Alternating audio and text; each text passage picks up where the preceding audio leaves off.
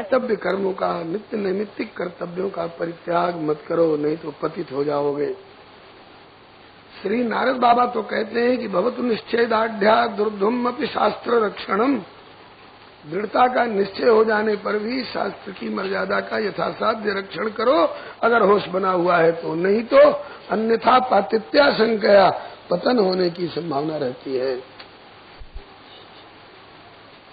श्री हरे नमः। जब लग मन तन में रहे तब लग धर्म संहार, जब मन तन से विलग हो तब रस को अधिकार, तब रस को अधिकार। अब आगे के प्रसंग में वर्णन करते हैं कि इस सुमति ने अपने बाबा के आश्रमातीत आचरणों को अपना लिया और ये पाखंडी हो गया। कहते हैं कि इसके अनुयायी आगे भी कलयुग में बहुत लोग होंगे। श्री हरे नमः। इस वंश में वीरज नाम के राजा का वर्णन है। आप लोग सृष्टि विस्तार वर्णन सुन रहे थे ना। सृष्टि विस्तार का दो रूप है, एक तो ऐतिहासिक विस्तार और एक भौगोलिक विस्तार। अब तक ऐतिहासिक विस्तार सुन रहे थे, अब भौगोलिक विस्तार। आप लोग पहले सुन चुके हैं कि यह सारा ब्रह्मांड जिसमें हम लोग निवास कर रहे हैं, ये 14 तल्ले का बना हुआ है। हम लोग जिसमें रहते हैं इसको भूलोक बोलते हैं। इसके ऊपर भुवर लोक, स्वर्ग लोक, महर लोक, जन लोक, तप लोक, सत्य लोक, ये 7 ऊपर के हैं और ऐसे ही 7 नीचे हैं। अतल, बितल, सुतल, तलातल, महातल, रसातल, तप पाताल। पाताल सबसे निचला छोर है और सत्यलोक कहिए अथवा ब्रह्मलोक कहिए सबसे ऊपरला छोर है। इन सब लोकों में अपने अपने ढंग के लोगों का निवास रहता है। हम लोग जिसमें रहते हैं इसका नाम है भूलोक। इस भूलोक के 7 भाग हो चुके हैं। यह कल आपने सुना था श्री प्रियव्रत जी के प्रकाश वाले रथ से, उसके चक्के से। गहरे भाग पानी भरकर समुद्र और ऊंचे भाग द्वीप कहलाए। सप्त द्वीपवती पृथ्वी और सप्त समुद्रवती पृथ्वी। श्री हरे नमः। इस भूलोक के 7 भाग 7 द्वीप कहलाए। हम लोग जिसमें रहते हैं इसका नाम है जम्बू द्वीप। जम्बू द्वीप के भी 9 खंड हैं। 9 खंडों में अलग अलग रूप में भगवान निवास करते हैं और इनके श्री वासुदेव भगवान की जय। जम्बू द्वीप के 9 खंड हैं।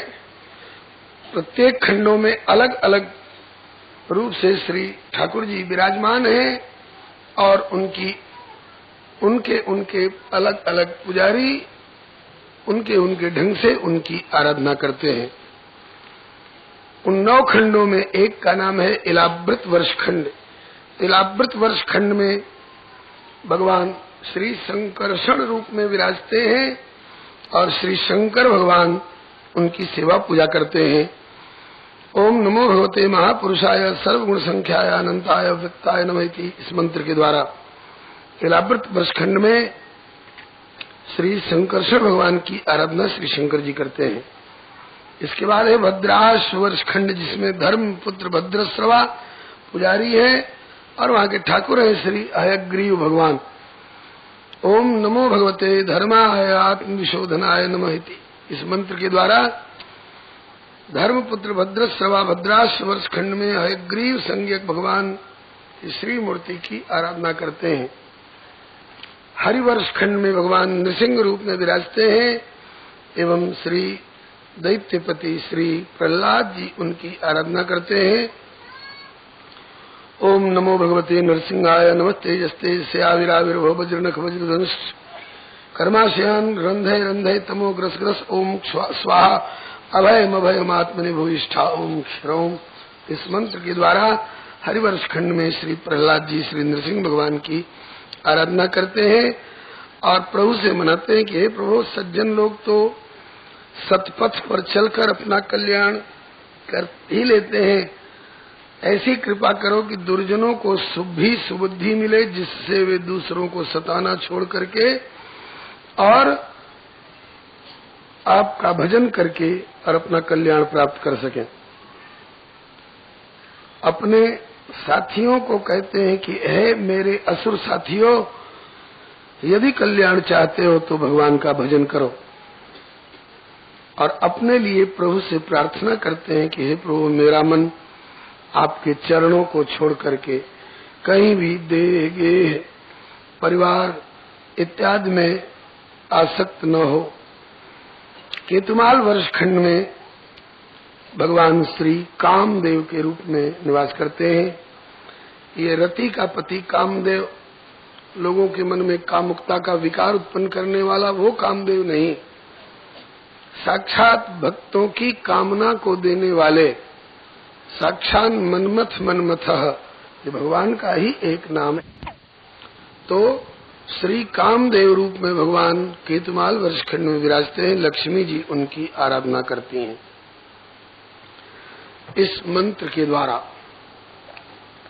ओम ह्रां ह्रीं रूं ओम नमो भगवते ऋषिकेशाय सर्वगुण विशेष विलक्षितात्मने आकुतीनां चित्तीनां चेतसां विशेषणानां चाधिपते खोड़स्कलाय छंदोमयाय अन्नमयाय मृतमयाय सर्वमयाय सहसे ओजसे बलाय कांताय कामाय नमस्ते वह त्रिभुजात। इस मंत्र के द्वारा केतुमाल वर्षखंड में श्री लक्ष्मी जी श्री कामदेव भगवान की आराधना करती हैं और संसार की समस्त पतिव्रताओं को ये समझाती हैं, शिक्षा देती हैं, प्रेरणा देती हैं कि भाई पति किसको समझो, ये काली गोरी चमड़ी वाले हाड़ चाम के लोथड़े को पति मत समझो।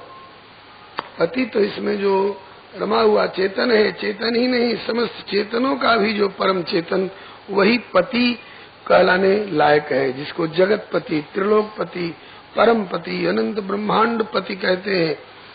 पति कहते किसको हैं? पति की परिभाषा देती हैं, सवै पति स्याद कुतो भय स्वयं समन्तता पात भयातुरम जन्म स एक एवे तर्था मत मिथो धियम मिथो भयम नैवात्म लाभाद अधिमन्यते परम। जो स्वयं अकुतो भय हो, जिसको किसी से भय नहीं हो, जिसका कोई प्रतिद्वंदी न हो, और जो शरण में आने वाले को भी भय मुक्त करके अभय दे सके, परिपालन कर सके, परिपात इति पति। इस पर एक भक्तमाल ग्रंथ से उदाहरण दिया करते थे पूज्य चरण गुरुदेव श्री भक्तमाली जी महाराज। बोलिए श्री गुरुदेव भगवान की जय। श्री भक्तमाल में राजस्थान के एक सदगृहस्थ भक्त श्री कुबा जी की चर्चा आती है। जाति के कुम्हार कुल में उत्पन्न हुए और बड़े भारी भक्त, संतों की सेवा में बड़ा भाव, लेकिन संजोग से उनकी पत्नी जो मिली थी कुछ विमुख, कुछ क्या पूरी विमुख, उसका नाम था पूरी बाई। एक बार संत पधारे, कुबा जी ने पूरी बाई से कहा, संत पधारे हैं, भूखे हैं, कुछ बनाकर भोग लगाकर जिमा दो। बोली मेरे माथे में दर्द हो रहा है। ठीक, हम ही बना लेंगे, हम ही जिमा देंगे। इतने में उसका भाई आ गया, माथे का दर्द दूर हो गया, रसोई बनाने में जुट गई। श्री कुबा जी बोले अच्छा किया, संत सेवा में आलस नहीं करना चाहिए। बोली चूल्हे में जाए तेरे संत, मैं संत के लिए नहीं उठी हूँ, उसके लिए तो अभी भी मेरे माथे में दर्द बना हुआ है। तो मेरा भाई आ गया, इसलिए मेरा भाई कब कब आता है, उसके लिए उठी हूँ। बोले कि जैसे अपने भाई के लिए बनावेगी, थोड़ा सामान बढ़ा देगी तो मेरे भाई का भी गुजारा हो जाएगा। तेरा भाई शरीर संबंध का भाई और मेरा भाई आत्म परमात्म संबंध का भाई, संत भगवंत। अपने भाई के लिए उसने पूरी तस्मई बनाई और इनके भाई के लिए कई दिनों के बचे हुए पलोथन, आटा छानने के बाद जो चोकर भूसी बची थी उसमें थोड़ा सा आटा मिलो करके जैसे तेजपट को श्री कुबा जी, और हाथ पांव धोने कुल्ला करने कराने की का बहाना करके सारा जलहरी का पानी निपटा दिया। बोले कि अब जल तो रहा नहीं, जिमाओगी कैसे? मतलब जाओ कुआं पर से जल ले आओ। जय गई जल लेने और डरती डरती लौट रही थी कि कहीं परोसने में उलट फेर न कर दे, और आई तब तक देखा कि उलट फेर हो गया है। इसके भाई को तो दे दिया है वही पचकनी वाला टिक्कर, और अपने भाई अर्थात संत जी को परोस दिया है पूरी तस्मई। संत जी का कमंडल कभी सूखता नहीं है, जल आता रहेगा। आचमन करके अपना गफ्फा लगाना प्रारंभ कर दिए, और साले साहब जैसे चिड़िया थोड़ा थोड़ा चुगती है ना, अब गले के नीचे उतर नहीं रहा था। समझ नहीं रहे थे कि इतने दिन पर आया हूँ, आज मेरे लिए मेरे बहन ने ये क्या बनाया है। और वहीं पर संत को पूरी और तस्मई जिमाई जा रही है। पूरी बाई आई और उसने देखा तो एकाएक कुछ गरजने और बोलने की हिम्मत तो पड़ी नहीं। इशारा से दिखाया उसने कि मतलब कि तुमने मेरी नाक कटवा दी। तो कुआ जी ने परमात्मा की ओर दिखाकर, उसकी ओर दिखा करके और यो इशारा किया कि बेईमान, तेरी नियत मेरे द्वारा तो तेरी नाक कटी है ना, अब तेरी जैसी नियत थी उसके अनुसार तो परमात्मा के दरबार में मेरा गला ही कट जाता। परमात्मा पूछ देते कि चौका में तुमने संत को ये अधजला अध कच्चा पचकनी का टिक्कर जिमाया और साले को पूरी तस्मई जिमाई, मैं क्या जवाब देता। उबल पड़ी, तुम्हें तुम्हारे भाई पसंद है तो अपने भाई के साथ तुम ही रहो यहाँ, मैं नहीं रहती, मैं अपने भाई के साथ जा रही हूँ। भाई को भी जब मालूम हुआ कि ये उनका उलट फेर किया हुआ है, कहा कि जीजी चल, मैं इससे भी बढ़िया तेरा दूसरा ब्याह कर दूंगा। उनकी जाति में दूसरा ब्याह होता होगा, अभी भी होता है शायद। सचमुच में ले गया और दूसरे कुम्हार से उसका विवाह कर दिया। और उस समय परिवार नियोजन का प्रतिबंध नहीं था। 4, 6, 8 बच्चे हुए उसके। और उसके बाद इतना भीषण अकाल पड़ा, इतना भीषण अकाल पड़ा। राजस्थान में अकाल प्राय पड़ता रहता है। बालोत्तरा एक जगह है, वहां हम कभी गए थे, लोग बतलाते थे कि 10-10 साल तक बादल नहीं आते हैं। कहीं एक बार बादल आगे पानी बरस गया तो उस बरसे हुए पानी को हम लोग छतों के और आंगन के पानी को साफ सुथरे अंडरग्राउंड टैंक में, टंका में भर भर करके 4-4, 6-6 साल तक काम चलाते हैं। जिस बच्चे का जन्म 6 साल पहले हुआ है और पानी 10 साल पहले बरसा था, और उन बच्चों के सामने जब बादल आते हैं, पानी बरसने लगते हैं, तो वहां के बच्चे कहते हैं कि बाप रे बाप, आकाश से पानी गिर रहा है। मैंने बादल और पानी कभी देखा नहीं, ऐसे ऐसे क्षेत्र। तो अकाल पड़ा भीषण, और भोजन की कौन कहे, घास पत्ते छाल और पानी मिलना दुर्लभ हो गया। और जगह अकाल था, लेकिन दैहिक दैविक भौतिक तापा राम राज्य नहीं काहू व्यापा। कुआ जी के यहाँ ठाकुर जी की सेवा जहाँ थी, यहाँ उद्घोष था, जो आवे 10, 20, 50, 100, हजारों की संख्या में, यहाँ सबको भर भर पेट भोजन और जल मिला करता था भगवान के भजन प्रताप से। जब उस पूरी बाई को और उसके नए पति और उसके बाल बच्चों को कहीं एक टुकड़ा रोटी और एक चुल्लू पानी का ठिकाना नहीं पड़ा, तो लिखा है श्री प्रियादास जी ने, आय पड़ी झीथड़ा में और स्वामी को सुनाई है। वहीं आई और सामने आने की हिम्मत नहीं पड़ी, किसी से कहलवाया कि स्वामी जी से कह दीजिए कि पूरी बाई आई है। स्वामी जी ने कहा कि पूरी बाई आई है तो जैसे पहले इस घर में रहा करती थी उस तरह से तो रहने का उनका अधिकार नहीं, क्योंकि उनके पति कोई और हो चुके हैं। लेकिन एक जीव की हैसियत से जैसे सबको भोजन और पानी मिलता है, ऐसे उनको भी मिल जाएगा, इसमें कोई प्रतिबंध नहीं है, यहाँ किसी को रोक टोक नहीं है। फिर बेचारी को कोई जगह बता दी गई, झोपड़ी, उसमें रह गई परिवार के सब। जब पंगत बैठी तो स्वामी जी जानबूझ करके श्री कुबा जी पहुंचे वहां, और 2 तरफ दिखाकर एक तरफ तो अपने स्वामी को दिखाया, अपने पति को दिखाया, रघुपति राघव राजा राम, और दूसरी तरफ उसका पति उसके बगल में बैठा था। शरीर का केवल ढांचा मात्र रह गया था, लगता था कि मांस और खून तो है ही नहीं इसके शरीर में, आंखें धसी हुई हैं। और बगल में छोरा छोरी से बैठे हुए थे, वो भी बैठी थी। श्री कुबा जी बोले कि देखो पति मेरो और तेरो पति देखो, बेटा बेटी को न पाल सके परी कठिनाई। पूरी बाई, अब भी अगर कल्याण चाहे तो एक तरफ मेरे पति विराजमान है, रघुपति जदुपति अनंत ब्रह्मांड पति, और दूसरी तरफ में तेरा पति है, हाड़ मांस का एक पिंड।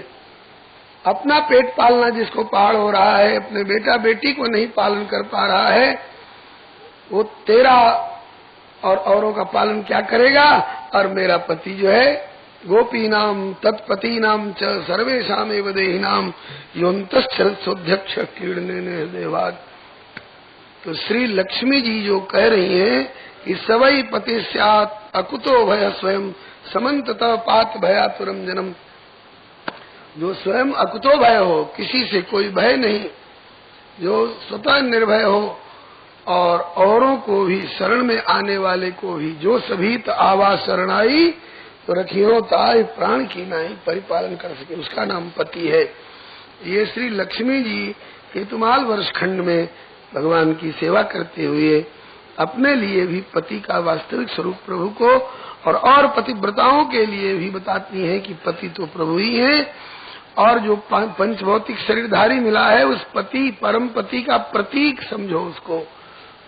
पाणी ग्रहण के समय में विष्णु स्वरूपाय वराय कह करके ही लक्ष्मी स्वरूपिणी कन्या का दान किया जाता है। आगे वर्णन करते हैं, हिरण्मय वर्ष खंड में भगवान कच्छप रूप में विराजते हैं और त्रिगणों के स्वामी अर्जुमा जी उनकी सेवा करते हैं।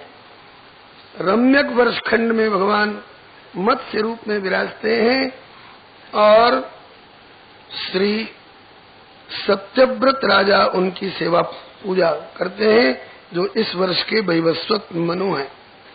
वैवस्वत मनु जी महाराज उनकी सेवा करते हैं। ओम नमो भगवते मुख्यतमाय नमः सत्वाय प्राणाय योग से सहसेवलाय महामत्स्याय नमः। इस मंत्र के द्वारा हिरण्मय वर्ष खंड में भगवान कच्छप रूप में विराजते हैं।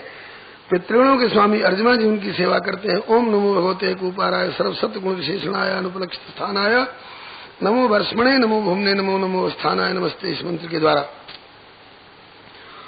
कुरु वर्ष खंड में भगवान वराह रूप में विराजते हैं। भूदेवी उनकी सेवा करती हैं। ओम नमो भगवते मंत्र तत्वलिंगाय यज्ञ कृतवे महाध्वरावयवाय महापुरुषाय नमः कर्म शुक्लाय त्रिजुगाय नमस्ते। इस मंत्र के द्वारा श्री भूदेवी श्री वराह भगवान की सेवा पूजा कुरु वर्ष खंड में करती हैं। किम पुरुष वर्ष खंड में भगवान लक्ष्मणाग्रज श्री सीता रामचंद्र जी के रूप में विराजते हैं और श्री हनुमान जी इनके पुजारी होकर के इनकी सेवा पूजा करते हैं। इस मंत्र के द्वारा ओम नमो भगवते उत्तम श्लोकाय नमः आर्ज लक्षणशील व्रताय नमो शिक्षितात्मनोपास्तलोकाय नमः साधुवाद निकषणाय नमो ब्रह्मण्य देवाय महापुरुषाय महाराजाय नमः इति। और बताते हैं कि मेरे प्रभु का यह जो खास करके मृत्युलोक में मृत्युधर्मा प्राणियों के बीच में नर रूप में अवतार हुआ है, श्री राम रूप में, किस लिए बोले कि मर्त्यावतार स्तुयं मर्त्य शिक्षणम रक्षो बधाय न केवलम विभो। मृत्युधर्मा प्राणियों को वेदोक्त कर्तव्य कर्म की क्रियात्मक शिक्षा देने के लिए इस रूप में प्रभु का अवतार होता है, केवल राक्षसों को वध करने मात्र के लिए ही नहीं। ठाकुर कहते हैं कि तजी केवल राक्षसों को मारने के लिए, तज निज धाम यहाँ क्यों आतो,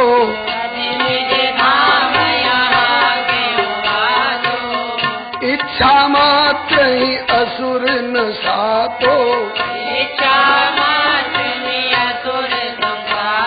वहाँ बैठे ही खेल रचाई मिटा तो, बैठे खेल राक्षसों का विनाश तो मैं धाम में बैठे बैठे कर लेता, लेकिन पर बैठे शबरी के फल को कैसे ले तो खाए।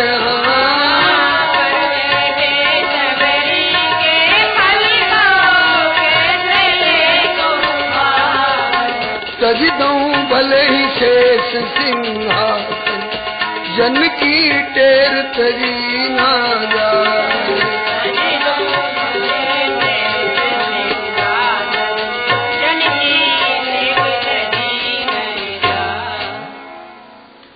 राक्षसों का विनाश धाम में बैठे बैठे कर सकता था, लेकिन मुझे तो इस धरती पर आकर लोगों को आदर्श दिखाना था कि वेदों ने कहा है मातृदेवो भव पितृदेवो भव, तो इसका व्यावहारिक रूप क्या होगा?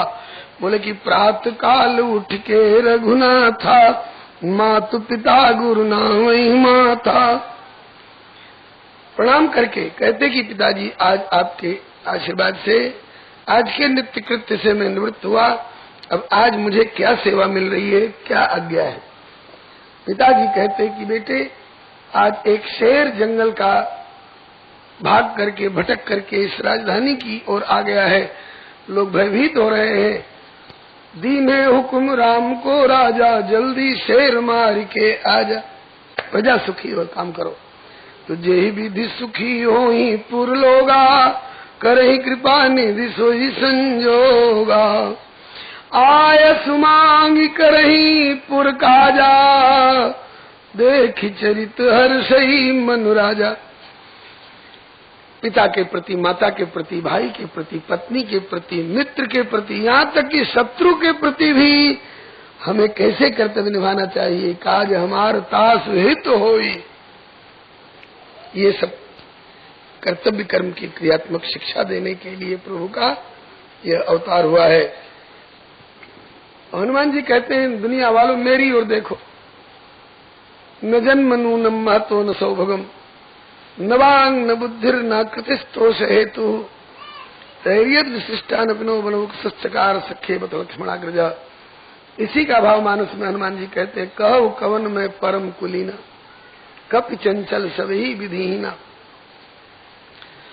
न तो बानर की मुखाकृति बहुत सुंदर होती है, न बोली भाषा बहुत प्यारी होती है, न बुद्धि बहुत विकासशालिनी होती है, लेकिन हमारे जैसे बानरों को भी प्रभु ने सखा बना करके, मंत्री बना करके और सम्मानित किया। श्री हरे नमः। प्रभु गिद्ध को भी पिता कहते हैं। जिनने जानकी की रक्षा के लिए अपने पंख कटवा डाले, उनको रघुनंदन ने पिताजी कह के संबोधन किया है। भीलनी को माँ का करके संबोधन करते हैं।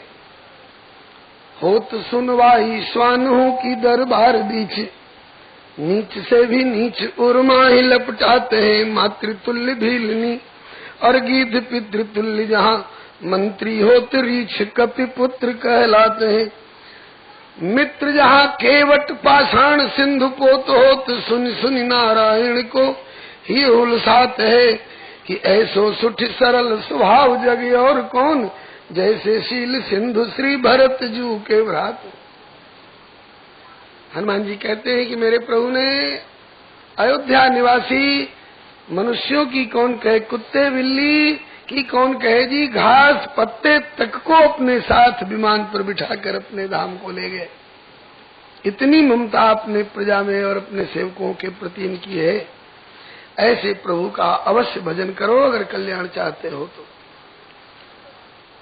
सुरो वाप्यथ बानरो नरः, सर्वात्मनाय सुकृतज्ञमुत्तमं भजेत रामं मनुजाकृतिं हरिं योत्तरान् कौशलान् दिवमिति।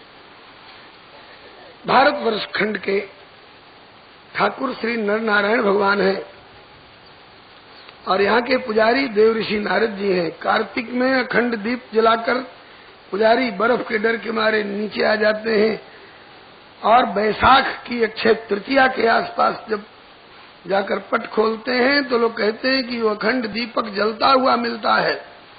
तो कार्तिक से बैसाख तक उसमें घी और बत्ती कौन डालता रहा, बोले वहां के पुजारी परमानेंट श्री नारद बाबा। नारद बाबा को बर्फ का डर नहीं है। बोलो श्री नारद बाबा की जय, श्री नर नारायण भगवान की जय। भारतवर्ष में गंगा जमुना सरजू सरस्वती कृष्णा कावेरी गोदावरी सरीखी पुण्य तोया नदियां हैं। इनका जल पीने से, सेवन करने से प्राणी की बुद्धि पवित्र होती है और भगवान की भक्ति हुआ करती है। श्री हरे नमः। भारतवर्ष की महिमा को देवता लोग भी गाते हैं। वैसे तो सभी द्वीप, सभी वर्ष अपनी अपनी जगह पर श्रेष्ठ हैं, किंतु द्वीपेषु वर्षेषु अधिपुण्य में तत्।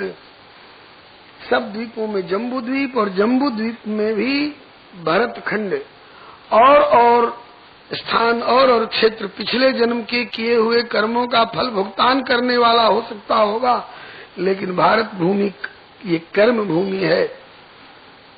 श्री हरे नमः। रेल का डब्बा खरीदे हुए टिकट का भुगतान करने के लिए है और बुकिंग काउंटर जो है वो टिकट लेने वाली जगह है। भारतवर्ष टिकट लेने वाली जगह है।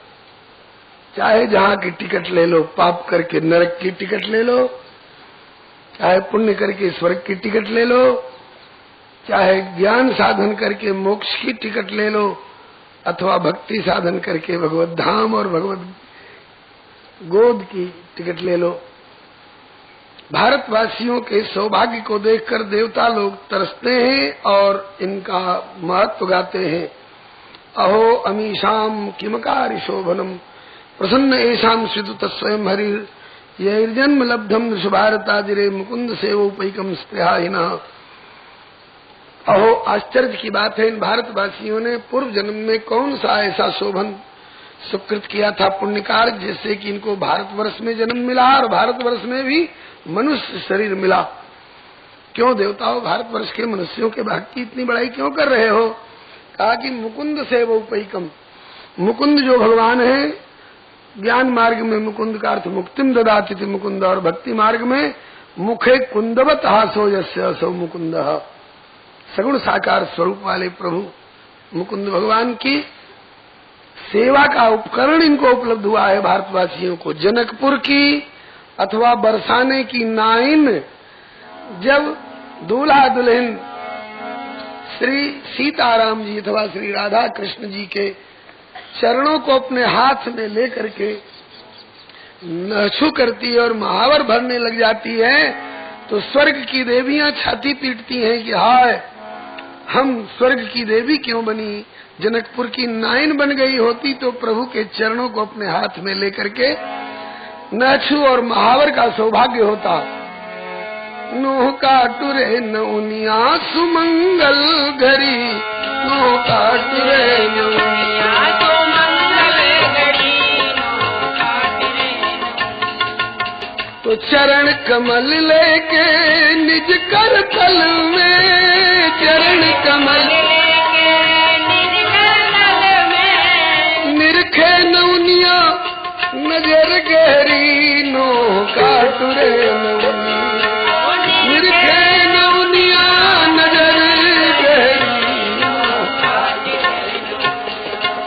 सुमंगल घरी, नोह काटुरे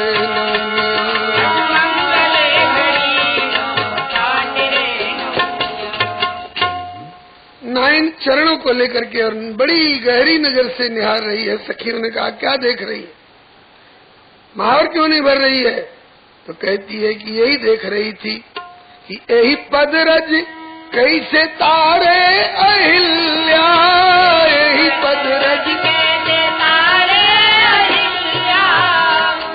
हमने सुना है कि इन्हीं चरणों की धूल लगते ही जिनके पद पद्म पराग परत पल भर में, पतिता परित्यक्ता पाथरी में प्राण परिगो। धूल तो औरों के चरणों में भी होती है, चरण औरों के भी होते हैं, लेकिन ऐसा चरण का, ऐसी चरण रज कहाँ? इनमें जरूर कोई विशेषता है, सिफत है। तो यही देख रही थी, यही पद रज कैसे तारे अहिल्या,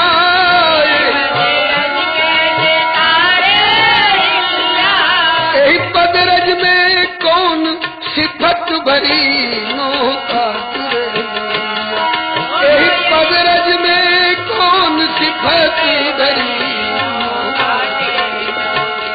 ओ सुमंगल घड़ी नौका तुरे।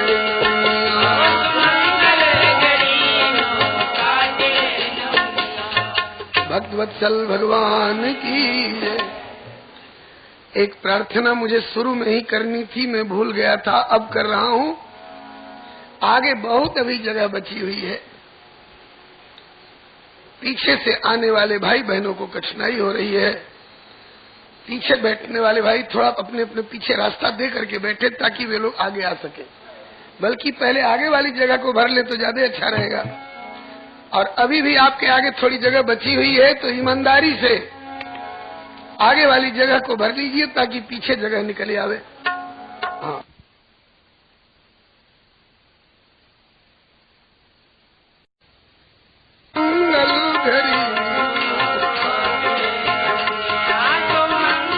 जल्दी करिए।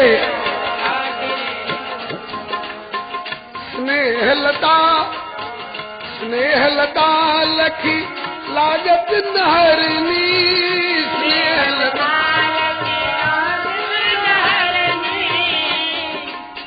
नौनिया के सौभाग्य को देखकर जितने देवी देवता जुटे हैं मंडप में, सबके मुख से एक साथ एक ही आवाज निकली, अति धनी धनी नौनिया जन्म तोहरी नौका तुरे।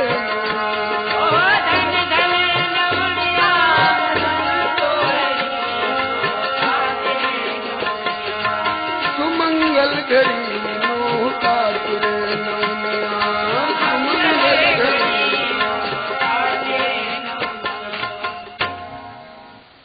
भारत के नौनिया के सौभाग्य को तो बहुत तरस रहे हैं देख करके। भारतवर्ष में जन्म पाने वाले गिद्ध जटायु को जब प्रभु अपनी गोद में लेकर के और 12 बार सुधारत पंख और जटायु की धूर जटान सुझारी तो देवराज इंद्र छाती पीटते हैं कि हाय हम स्वर्ग के देवता क्यों बने। भारत के गिद्ध बन गए होते तो आज परमानंद प्रभु की सुखद गोद में होते। भारतवर्षी लोग भगवान की भक्ति करते हैं। इसी श्लोक का भाव गुजरात प्रदेश के उद्धारक भक्त प्रवर श्री नरसिंह मेहता जी एक पद में गाते हैं, भूतल भक्ति पदार्थ मोटू सकल लोक मा नहीं रे। इस भूतल में और उसमें भी भारत भूमि भाग में एक ऐसा मोटा तगड़ा है, करी जल्दी सकल लोक माना ही रे। कौन है? भक्ति। भूतल भक्ति पदार्थ मोटू सकल लोक माना ही रे, पुण्य करी अमरापुरी पाम्या अंते 84 माही रे। भरत खंड भूतल मां जन्म जन गोविंद ना गुण गाया रे, धन्य धन्य तेने मात पिता ने सफल करी तेने काया रे। हरिना जन तो मुक्ति न मांगे, मांगे जन्म जन्म अवतार रे। हरि सेवा नित्य कीर्तन उत्सव निरखवा नंद कुमार रे। धन वृंदावन धन ब्रजलीला धन धन ब्रजनी गोपी रे, अष्ट सिद्धि आंगणिया रे उभी, मुक्ति छे जमनी दासी रे। ये रसनो स्वाद शंकर जाने, ये रसनो स्वाद शंकर जाने, कह जाने सुख योगी रे। कई एक जाने ब्रजनी रे गोपी, बने नरसइयों भोगी रे। भोगी का मतलब कि इस भक्ति रस का भुक्त भोगी अनुभवी नरसी कह रहा है। इसीलिए देवता लोग भारतवासियों के सौभाग्य को देखकर तरसते हैं और उनके भाग्य की सराहना करते हैं। श्री हरे नमः। फिर आगे कहते हैं कि अगर एक जगह से कोई बसा बसाया परिवार उजड़ गया, अब फिर कहीं बसना चाह रहा है तो कैसी जगह खोजनी चाहिए उसे, जहाँ रेल और मोटर की यातायात की सुविधा हो, जहाँ बिजली की सुविधा हो, जहाँ मार्केटिंग की सुविधा हो। बोले ना, और कोई सुविधा हो चाहे न हो, ये 2-3 बातें वहाँ जरूर हो जहाँ वो बसना चाह रहा है। ऐसी जगह खोजे। कौन कौन? बोले जहाँ भगवान का अवतार हुआ करता है, जहाँ भगवान के अवतार से संबंधित रामनवमी, जन्माष्टमी सरीखे महोत्सव मनाए जाते हैं, जहाँ संतों का समागम सुलभ रहता हो, जहाँ भगवत कथा रूपिणी अमृत की नदी प्रवाहित होती रहती हो। और ये सुविधा अगर न हो तो चाहे वह देवराज इंद्र का स्वर्ग भी हो तो भी उसको ठोकर मारकर वहां से चल दो। न यत्र वैकुंठ कथा सुधा पदा न साधवो भागवतास्तदाश्रया न यत्र यज्ञ सुमखा महोत्सवा सुरेश लोको कि न वही सेव्यतम। देवराज इंद्र का स्वर्ग भी हो तो उसको ठुकरा दो, जहाँ भगवान की कथा सुधा की सरिता नहीं बहती हो, जहाँ संतों का समागम और आदर नहीं, जहाँ रामनवमी, जन्माष्टमी, एकादशी, शिवरात्रि इत्यादि महामहोत्सव नहीं मनाए जाते हो, वो देवराज इंद्र का लोक भी हो तो उसको भी परित्याग करके वहां से चल दो। और जहाँ ये सब होते हो वहां जरूर रहो। संतों की नजर में जीवन पथ तीर्थ के बराबर होता है।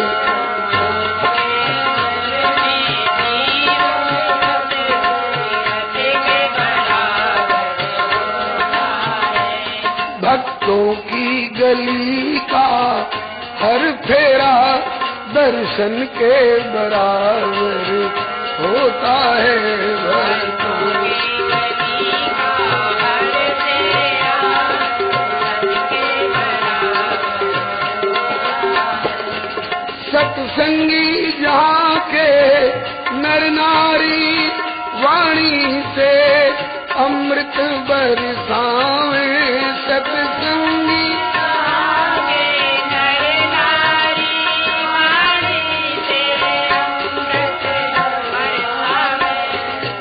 उस दर का आना जाना भी पूजन के बराबर होता है।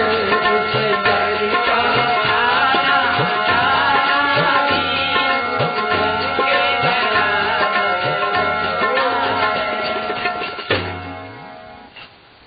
इसलिए ऐसी जगह खोजो जहाँ सत्संग मिलता रहे, जहाँ भगवत महोत्सव मनते रहे और जहाँ कथा सुधा का सदा पान करने का अवसर मिलता रहे। भले चाहे मार्केटिंग की और बिजली की और पंखा की और फ्रिज की सुविधा न हो। और भारतवर्ष जैसे स्थान पर मनुष्य का शरीर पाकर के भी जो संसारी विषय और प्रपंचों में उलझा रह जाता है, और उसको यदि जमराज के यहाँ जाना पड़े तो जमराज जी उसके भाग्य को रोते हैं। कहाँ से पधारे हैं?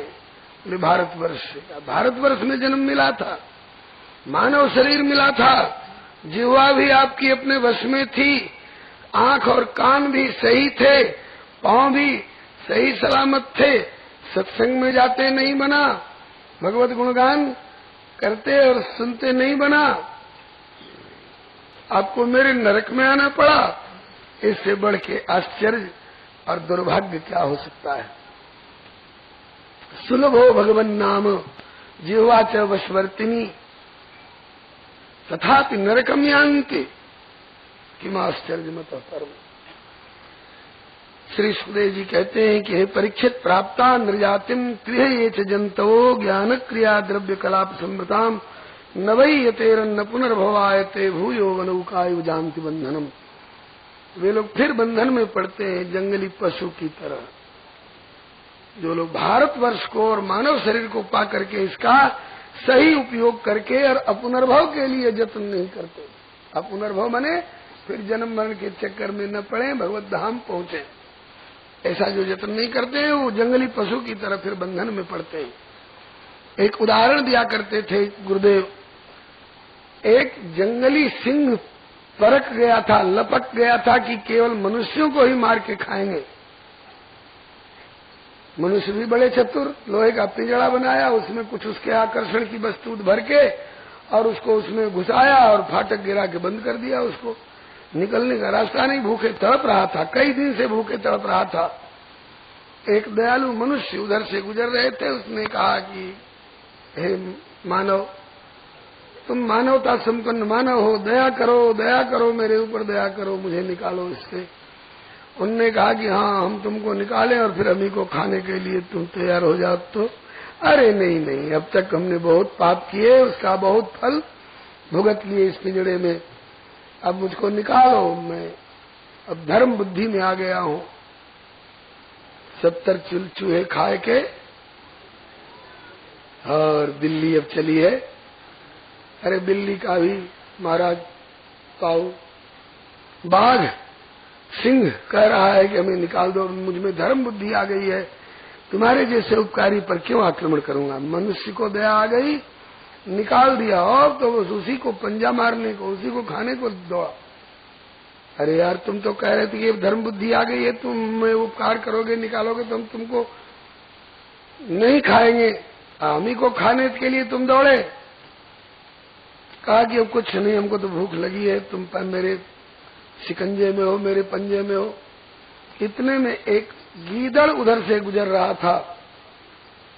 कहावत है, बहते को डूबते को तिनके के लिए भी सहारा की खोज होती, तिनका भी मिल जाए तो सहारा माना जाता है। सोचा गीदड़ से ही कुछ कह रहे, भैया गीदड़ देखो देखो, हमने इनको पिंजड़े से निकाला और ये अब हमी को खाने को दौड़ रहे हैं। गीदड़ बहुत चालाक होते हैं। गीदड़ ने कहा कि ऐसे नहीं, केवल तुम्हारे कहने से मैं बीच में नहीं पड़ूंगा, दोनों पक्ष अगर हमको पंच मानो तो अभी तुरंत फैसला करो। शेर ने कहा कि हमने सुना है कि गीदड़ बड़ा चालाक होता है, जरा देखे तो इसकी बुद्धिमत्ता। अब तो दोनों हमारे पंजे में हैं, जिसको चाहूंगा मार के खा जाऊंगा। कर दोगे फैसला? कहा कि पहले हमको दोनों पक्ष पंच मानो तो अभी फैसला कर दो। कहा कि ठीक है, हम दोनों ने तुमको पंच मान लिया, बोलो क्या फैसला कर। कहा कि बताओ झगड़ा किस बात का है। तो आदमी बोला कि ये पिंजड़े में बंद थे, मैं इधर जा रहा था, इन्होंने मुझे बुला लिया, कहा कि मुझे निकाल दो, मैंने निकाल दिया। कहा कि क्यों जी, आप पिंजड़े में बंद थे क्या? बोले हाँ भाई, थे तो बंद पिंजड़े में। बोले कैसे पिंजड़े में बंद थे, प्रैक्टिकल रूप में करके दिखाओ। हाँ, पहले मैं पूरी अच्छी तरह से परिस्थिति समझ लूं, फिर इसके बाद फैसला दूंगा। अब पिंजड़े में चल के दिखाइए। गया पिंजड़े में। फिर इसने आज पूछा कि गीदड़ ने पूछा कि फाटक खुला था कि बंद था? बोले फाटक तो बंद था। तो कहा फाटक पहले बंद करके दिखाइए। फाटक बंद कराया। उसके बाद आदमी से पूछा कि ये सांकल लगी हुई थी कि लटक रही थी? बोले सांकल लगी हुई थी। बोले सांकल लगा के दिखाइए। ठीक, सांकल लगाई गई। फिर उस आदमी से कहा कि आप किधर से आ रहे थे? बोले उधर से आ रहे थे। बोले उधर से आके दिखाइए। उधर से आके दिखाया। फिर कहा कि आपको जाना किधर था? बोले उधर जाना था। तो कहा कि उधर जाइए। बोलो वृंदावन बिहारी लाल की। तो कहा कि यहाँ तक आते आते फिर इन्होंने अपनी ओर बुला लिया। कहा कि उधर जाने की जरूरत नहीं, तो उधर जाओ, जहाँ जाना था वहां जाओ। शेर ने कहा कि जब अब तक की सारी बातों को प्रैक्टिकल करके दिखलवाया, ऐसे ही कैसे तुम उधर गए और कैसे सांकल खोले, कैसे निकाले, ये भी करा के दिखाओ। कहा कि अब जो दिखाना था हमने चमत्कार दिखा दिया। हाँ, तुम निकलोगे तो हमको भी खाओगे और इसको भी खाओगे। तुम्हारे जैसे नमक हराम कृतघ्न को इसमें बंद रहना ही श्रेयस्कर है, अच्छा है। तुम तड़पते रहो भूख के मारे। ये दृष्टांत है। दृष्टांत क्या है? गुरुदेव बताते थे, यह संसार ही जंगल है, इसमें 84 लाख जोनियों का जो चक्कर है वही पिंजड़ा है, और उसमें पड़ा हुआ ये जीव जो है यही शेर है। और इस 84 लाख के पिंजड़े से दया करके निकालने वाला मनुष्य कौन है? भगवान है। मनुष्य शरीर दे देते हैं, मतलब 84 से बाहर कर दिया पिंजड़े से, और मनुष्य शरीर पा करके ये शेर बन जाता है। और अपने निकालने वाले प्रभु को ही खाने को दौड़ता है। राम कौन होते हैं, कृष्ण कौन होते हैं, राम जन्मभूमि क्या चीज है, कृष्ण जन्म स्थान क्या चीज है, हम तो तुमको खाएंगे। ठाकुर जी कहते हैं कि हे भैया गीदड़, अब तुम ही न्याय कर दो। तो न्याय करने वाले गीदड़ कौन है? महाराज जमराज जी 2 डंडा मार करके और उसको कहते चल साहब पिंजड़े में बेईमान, चल फिर 84 में, तो इसी पिंजड़े में रहने लायक है, तू निकलने लायक नहीं है। निकालेंगे तो तू और चतुर्मानव बन करके और 36 भाषा का विद्वान होकर के भी तू नास्तिकता धर करके और गलत गलत प्रचार करेगा। कोई संभोग से समाधि की ओर ले जाएगा और कोई अंडा मुर्गी की ओर ले जाएगा, भगवान से विमुख करता है। भगवान का नाम निशान मिटा दूंगा तेरे जैसे को, फिर 84 लाख का पिंजड़ा तैयार है। 184 भ्रमण करी पौ पैट की आए, अब के पासा ना परो तो फिर 84 जाए। ये अर्थ इस श्लोक का गुरुदेव बताया करते थे। प्राप्ता नृजातिम त्रिये च जंतवो ज्ञान क्रिया द्रव्य कलाप समृताम न वैयतेरन्न पुनर्भवायते भूयो वनौका इव जानति बंधनम। वे उस जंगली शेर की तरह फिर बंधन में आते हैं जो भगवान से खिलाफत करते हैं। आगे के एक श्लोक में हम लोगों के लिए एक बड़ी तसल्ली की बात कही है श्री सुखदेव जी ने। बोले सत्यम दिसत्यर्थितमर्थितो नृणाम नैवार्थदो यत् पुनरर्थितायत स्वयं विधत्ते भजताम नित्यताम इच्छा विधानम निज पाद पल्लवम। अनेकों इच्छा वाला प्राणी भी हमको यह चाहिए, हमको वह चाहिए, विभीषण की तरह, ध्रुव जी की तरह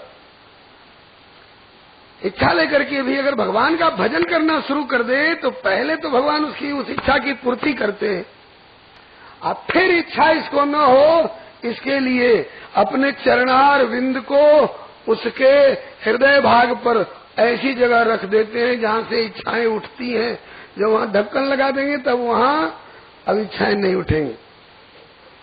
खूब घास पैदा हो रही है, खूब घास पैदा हो रही है, और किसी एक जगह कोई गहरा ढक्कन लगा दीजिए और 10 दिन 25 दिन के बाद देखिएगा तो वहां का जो पहले से था वो भी सूख जाता है।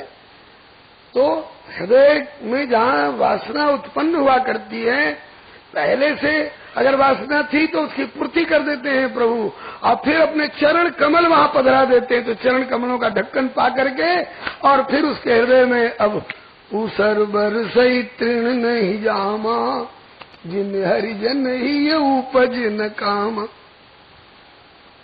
इसीलिए तो कहा है कि अकाम सर्व कामो वा मोक्ष काम उदारधि तीव्रेण भक्ति योगे न जेत पुरुषम परम। इसके बाद अब तक आप लोग जम्बू द्वीप का वर्णन सुन रहे थे और जम्बू द्वीप के 9 खंडों का वर्णन सुना। अब इसके बाद प्लक्षत द्वीप है, इससे द्विगुण परिमाण वाला, उससे बाहर उसको भी घेरे हुए उससे भी द्विगुण परिमाण वाला सालमली द्वीप है, उसके आगे उसको भी घेरे हुए उससे द्विगुण परिमाण वाला कुशत द्वीप है, फिर क्रौंचत द्वीप है, फिर साकत द्वीप है, पुष्कर द्वीप है। इस प्रकार के से 7 द्वीप क्रमशः एक से द्विगुण परिमाण वाले हैं और समुद्र से घिरे हुए हैं। इस प्रकार से ये 7 द्वीप और जम्बू द्वीप के 9 खंडों का वर्णन किया। इनके पर्वतों का, जंगलों का, नदियों का बहुत विशद वर्णन है। केवल उनके नाम गिनाने बैठ जाए तो कथा का अधिकांश समय इसी में निकल जाएगा, इसलिए संक्षेप में निवेदन किया गया। अब इससे ऊपर के जो लोक हैं ये भूलोक है, भूलोक से ऊपर भूवर लोक है। इस भूलोक की सबसे ऊंची उड़ान भरने वाले प्राणी गीध, चील इत्यादि, ये जहां तक उड़ के जा पाते हैं ऊंचाई में, वहां तक भूलोक की सीमा है। और जहां ये नहीं जा पाते हैं जहाँ तक जा पाते हैं वहां तक भूलोक की सीमा है, उसके ऊपर भुवर लोक की सीमा, जिसमें निम्न कोटि की देव योनियां निवास करती हैं, उसको महर लोक कहते हैं, भुवर लोक कहते हैं। भुवर लोक के ऊपर स्वर्ग लोक है, जहाँ इस भूलोक में वासनात्मक पुण्य कर्म करके जाने वाले लोग अपने अपने पुण्य का फल स्वर्ग के विमान, अप्सराएं, सोमरस के प्याले, पारिजात फूल का घ्राण और नंदन वन इत्यादि की सैर, ये सब विषय भोग है। वहां जाकर के अपने पुण्यों के अनुसार विषय भोग करते हैं और वहां से फिर पुण्य क्षीण होने पर और उनको गिरना पड़ता है। स्वर्ग लोक से ऊपर महर लोक, जन लोक और तप लोक है, जिसमें सिद्ध कोटि के ऋषि, महर्षि और सिद्ध लोग निवास करते हैं। और सबसे ऊपर सत्यलोक है, जहाँ ब्रह्मा जी निवास करते हैं। उस ब्रह्मलोक में श्री सनकादिक जी, श्री नारद जी इत्यादि निवास करते हैं, ब्रह्मा जी के निजी परिकर लोग। आकाश में जो ये तारे जो दिखाई पड़ रहे हैं, ग्रह हैं, नक्षत्र हैं, तारे हैं, इन सबों का भी इसमें विशद वर्णन है। किसकी कैसी चाल है, कौन कितने दिनों में किस राशि पर पहुंचते हैं और उनका क्या सुपरिणाम दुष्परिणाम होता है, इसका वर्णन ज्योतिष शास्त्र में बहुत विशद रूप में वर्णित है। इन सबों के ऊपर विष्णु पद है, जहाँ श्री ध्रुव जी महाराज भगवान की कृपा से विराजमान हैं और जिनकी सप्त ऋषि मंडल भी परिक्रमा किया करता है। ऊपर के लोगों का वर्णन करने के बाद अब नीचे के अतल, वितल, सुतल, तलातल इत्यादि का वर्णन करते हैं। इस भूलोक के नीचे अतल है। अतल में मय नाम के दानव का बेटा बल निवास करता है, जो 96 प्रकार की माया जानता है। और उससे नीचे वितल है, जहाँ शंकर भगवान हट्टकेश्वर महादेव के नाम से विराजते हैं और उनके गण लोग उनकी सेवा पूजा करते हैं। वितल से नीचे सुतल लोक है, जहाँ दैत्यों के राजा बलि वामन भगवान को 3 पग पृथ्वी दान करने के बाद उसी सुतल लोक में जाके निवास कर रहे हैं अभी भी। जिनको जीतने के लिए रावण गया था, तो बलि के फाटक पर गदा लेकर पहरा देते दिखाई पड़ने वाले वामन भगवान ने रावण को अपने पैर के अंगूठे की ठोकर से मार करके और दूर फेंका था। ये मूर्छित होकर गिरा था। वहां के बच्चों ने उसे घुड़साल में बांध दिया था, स्तबल में, तो बलि ने छुड़ा दिया। सुतल से नीचे तलातल है, जहाँ त्रिपुर का निर्माण करने वाला मय नाम का दानवराज रहता है, जो शंकर भगवान का बड़ा भक्त है, इसलिए शंकर भगवान उसकी सुरक्षा करते हैं। उस तलातल के नीचे महातल है, जिसमें कद्रु देवी से उत्पन्न अनेक सिर वाले सर्पों का निवास रहता है। उससे नीचे पाताल है, रसातल है। रसातल में निवात कवच काले इत्यादि कहलाने वाले असुर लोग निवास करते हैं, जो बड़े पराक्रमी और साहसी होते हैं। उससे नीचे पाताल है। पाताल में नागों का निवास है। नागों में सबसे बड़े तो श्री शेष जी हैं, लेकिन शेष जी भगवान नारायण की सेवा में निरंतर लगे रहते हैं।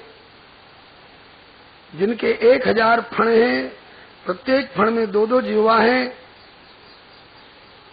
और ये ब्रह्मांड को अपने मस्तक पर धारण करते हैं। ब्रह्मांड भुवन विराज जाके एक सिर जिम रजकनी। ये शेष जी सतत अपने श्रीमुख से 1000 फणों की 2000 जिह्वाओं से निरंतर भगवत गुणगान करते रहते हैं। तो शेष जी तो भगवान की सेवा में रहते हैं और बाकी जो इनके छोटे भाई और नाग लोग हैं, उनमें सबसे प्रमुख श्री वासुकी जी महाराज हैं, जो पाताल लोक में निवास करते हैं। और भी नागों के नाम दिए गए हैं। शंख है, कुलिक है, महाशंख, श्वेत, धनंजय, धृतराष्ट्र इत्यादि। इनमें सबसे बड़े शेष जी हैं, वो तो भगवान की सेवा में रहते हैं। शेष जी से छोटे श्री वासुकी जी हैं, वो नागों के राजा कहलाते हैं। ये ब्रह्मांड की सीमा जहाँ जाकर के समाप्त हो जाती है, पाताल वहाँ खत्म होता है, ब्रह्मांड समाप्त होता है, और ये सारा ब्रह्मांड शेष जी के मस्तक पर विराजमान है। शेष जी भगवत गुणगान निरंतर करते रहते हैं इतनी तीव्र गति से कि उनके मुंह से टपकने वाली लार को संभालने की उन्हें फुर्सत नहीं रहती है। इसलिए वहां अमृत का कुंड बना रहता है। कोई सोचे कि नाग के मुख से तो विष टपकना चाहिए, अमृत कैसे? बोले साधारण नाग नहीं है, ये भगवान के अभिन्न स्वरूप हैं। इन्हीं को